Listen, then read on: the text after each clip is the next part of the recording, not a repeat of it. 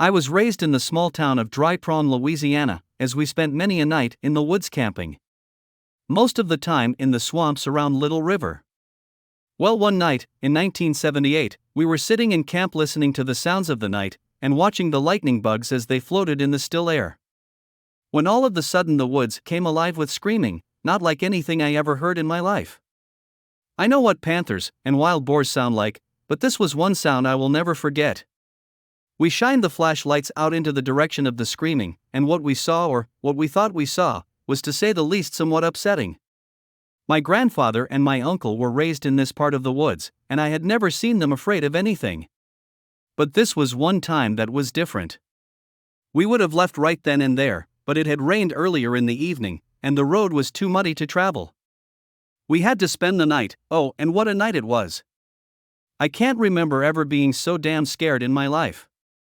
That thing tore the woods up all around us. It screamed and made some of the loudest noises I ever heard.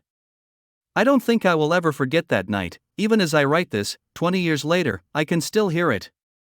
Well, anyway, in the early morning hours it finally went deeper into the swamp and out of our area. We waited until first light, and with gun in hand we decided to have a look at whatever was there. The small trees were broken about 6 feet off of the ground. Not totally off, just snapped and shoved down. The grass around them was flattened to the ground, and we looked for some kind of footprints. What we found, no one would have ever believed us. They were huge. I have to tell you one thing, I had never heard of Bigfoot or any other kind of wild animal at that time. But now I know what was there, and it was one night I will never forget. On August 20, 1980, I was fishing in Little River Swamp close to 8 Mile Bend. I had run my lines about 10 p.m. and came back to camp. Just as I was about to go to sleep, I heard a big splash. I thought it was a beaver.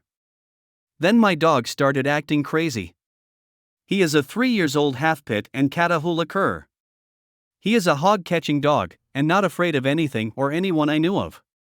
He ran around growling 1 minute, and whining and shaking the next. I heard limbs breaking, kind of a growling, and more splashing. I was 17 years old and scared to death. This went on for 15 to 20 minutes. I was on a 3-wheeler but could not bring myself to run for it. I got up next to a tree with my gun and waited until I heard whatever it was take off in the water.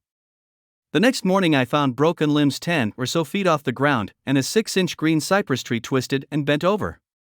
No tracks, just muddy water. I never told anyone because I was afraid no one would believe me. I'm 48 now and care less what people think.